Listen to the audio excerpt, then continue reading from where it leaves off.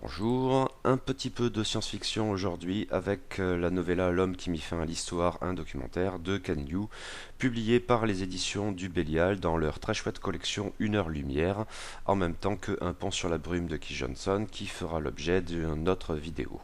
Donc d'ailleurs, les deux nouvelles ont été publiées en 2011 et celle de Johnson a remporté face à celle de Ken Liu les prix Hugo et Nebula 2012, tandis que le prix Sturgeon a été remporté par Le Choix de Paul J. Macaulay, précédent titre de la même collection qui décidément accumule les textes à récompense.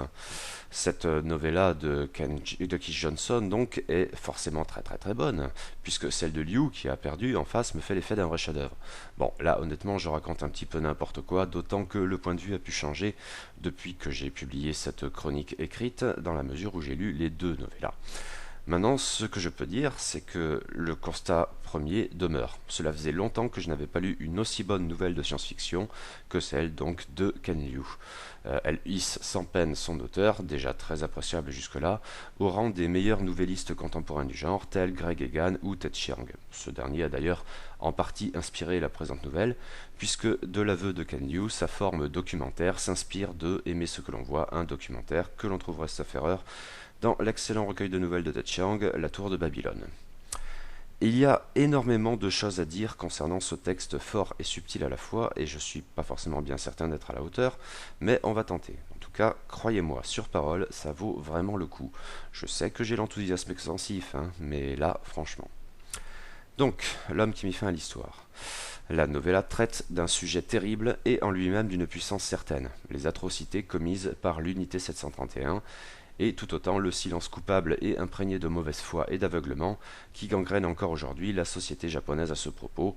Je peux vous renvoyer d'ores et déjà à une précédente vidéo ou chronique qui portait sur l'essai de Takahashi Tetsuya, Mort pour l'empereur, la question du Yasukuni. Mais revenons à l'unité 731 à proprement parler. Elle a longtemps été inconnue ou peu s'en faut, et tout particulièrement au Japon en fait, où elle reste encore un tabou. Les choses ont cependant changé ces dernières années et la réalité des faits devient de plus en plus incontestable. Donc vous en avez probablement entendu parler. Petit résumé au cas où, pour faire simple, l'unité 731 était une organisation militaire implantée à Pingfang, non loin de Harbin, dans le Manchukuo, ainsi qu'avait été rebaptisée la Mandchourie, devenue alors un état fantoche censément dirigé par le dernier empereur chinois, Puyi, en fait sous contrôle japonais, en plein dans cette période militariste et totalitaire du Japon des années 30 et 40. Cette unité, tout au long de l'occupation japonaise, qui dans la région a duré quand même de 1932 à 1945, s'est livrée dans le plus grand secret à des expérimentations visant au développement d'armes chimiques. Des milliers de prisonniers y ont été torturés et massacrés afin de déterminer les effets de telle ou telle maladie et les moyens de l'inoculer pour en faire des armes, testées après coup sur les populations civiles des environs, faisant des dizaines de milliers de victimes supplémentaires.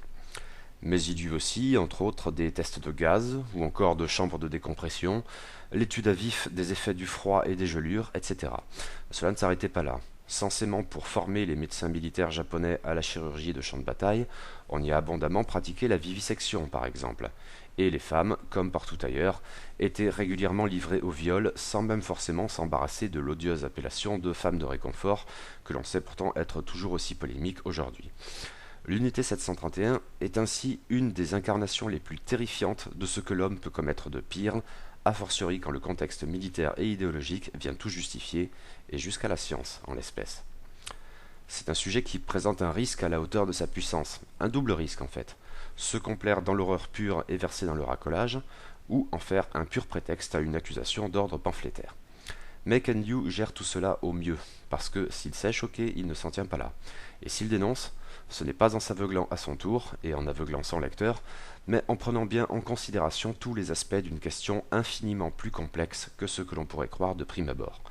Enfin, bien sûr, il use du thème dans une perspective science-fictive, qui n'a à son tour rien d'un prétexte, mais permet de mettre en lumière des considérations supplémentaires de la question non moins fascinantes. La nouvelle emprunte donc une forme de film documentaire, retraçant après quelques années l'extraordinaire découverte effectuée par un couple de chercheurs et ses conséquences, scientifiques, philosophiques, politiques, juridiques, etc. Futur proche, éventuellement très proche. Akemi Kirino est une physicienne américaine d'origine japonaise. Elle a contribué à la découverte des particules dites de Bohm-Kirino, une application de la physique quantique que je serais bien en peine de véritablement comprendre et expliquer. Mais Kenyu ne s'y attarde pas, on ne fait pas ici dans la hard science. Consistant tout de même en gros en une association d'une particule fixe et d'une autre s'éloignant avec la lumière. En jouant de leur intrication, il est dès lors possible de voyager dans le temps, avec des guillemets, mais à des conditions précises. Il s'agit en effet d'un voyage de spectateur, ne permettant pas d'interagir avec l'époque visitée, simplement d'observer.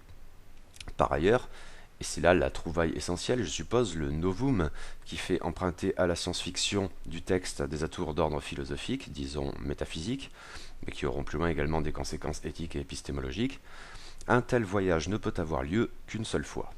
Le jeu des particules, avec je suppose quelque chose relevant du principe d'incertitude peut-être, efface en gros la scène une fois qu'elle a été revécue. D'où un souci considérable dans l'emploi de cette méthode dans la recherche historique, thème important de la novella. À l'instar de ce qui se pratique en archéologie, et surtout se pratiquait, mais il en reste encore des échos, l'obtention de la preuve implique en fait son lot de destruction. Ici, obtenir le témoignage efface littéralement la possibilité d'y revenir. Akemi Kirino a épousé un autre chercheur, mais un historien cette fois, et sino-américain, comme l'auteur donc, du nom d'Evan Wei. Sa spécialité est tout d'abord l'histoire du Japon et plus particulièrement de la période Heian, autant dire l'âge d'or de la civilisation nippone. Mais un hasard va tout changer. Avec son épouse, il assiste à la projection d'un film, bien réel, intitulé Philosophie d'un couteau, et qui porte sur les atrocités commises par l'unité 731, dont il n'avait absolument pas idée. Il faut dire que les États-Unis ont eu leur part dans la dissimulation de ces crimes de guerre. Douglas MacArthur a lui-même garanti l'impunité des criminels japonais en échange de l'obtention de leurs travaux, et ils n'ont donc pas été inquiétés lors des longs procès de Tokyo. Les États-Unis ont depuis toujours soutenu dans cette affaire le Japon, désormais son allié, a fortiori face à la Chine populaire bien sûr. L'identité chinoise demeurant en Wei grossit encore le choc de cette découverte. Et quand, avec son épouse, il en vient à développer l'idée d'user des propriétés des particules Bohm-Kirino pour la recherche historique, son premier sujet d'étude est tout trouvé. Il s'agit de faire la lumière sur les horreurs de l'unité 731, de les rendre enfin incontestables. Le problème est que la passion a ici sa part, empreinte d'un désir de justice, d'autant plus difficile à soutenir que les événements ont eu lieu il y a bien longtemps et qu'il n'y a plus de témoins. Parmi les Japonais de l'unité, leurs sujets d'expérience ont de toute façon été exterminés lors du démantèlement du centre de recherche de Pingfang à la toute fin de la Seconde Guerre mondiale. Mais via cette méthode du voyage dans le temps, Wei produit de nouveaux témoins. Or, plutôt que d'envoyer dans le passé des historiens, dans une perspective purement scientifique, il fait le choix de réserver la possibilité du voyage à des descendants des victimes. Certainement pas les plus aptes à l'étude scientifique de la question, ne serait-ce que parce que ces personnes, des Chinois le plus souvent, ne comprennent pas le japonais par exemple, et c'est une approche sentimentale qui n'est pas pour rien dans les critiques qu'on lui adresse, d'autant que ces voyages passionnels effacent donc les scènes revécues, dès lors plus disponibles pour les historiens à proprement parler. Le voyage dans le temps était une révolution de la science historique. Envisagé de la sorte, cependant, il produit un effet encore plus radical, et c'est bien en cela que Wei est l'homme qui mit fin à l'histoire.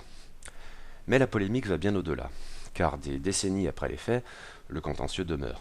Le Japon refuse de reconnaître ces crimes en l'espèce, c'est plus ou moins toujours le cas. Des excuses d'ordre général ont bien été formulées, et l'empereur Akihito y a eu sa part d'ailleurs, mais la réalité des faits précis reprochés à l'unité 731 demeure largement occultée, a fortiori bien sûr par les nationalistes japonais, j'y reviendrai.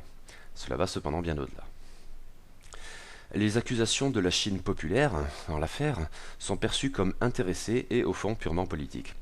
Les États-Unis, globalement, se taisent, mais le soutien du Japon face à la Chine est dans sa nature et son idéologie. La découverte de cette application, très vite, implique dès lors des conséquences politiques, et même juridiques. On débat de la propriété dans le temps, au regard du droit public, et de ses répercussions en droit international. Et si Evan Wei ne veut pas du soutien chinois, ces implications entachent néanmoins ses expériences. Mais que veut-il d'ailleurs?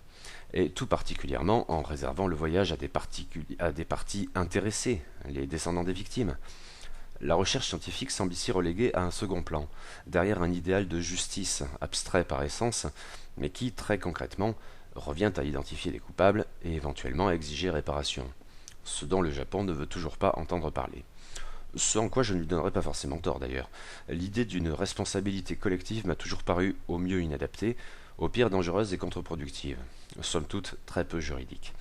Et faire peser le poids des exactions passées sur une population présente qui n'y a en rien pris part me paraît inacceptable.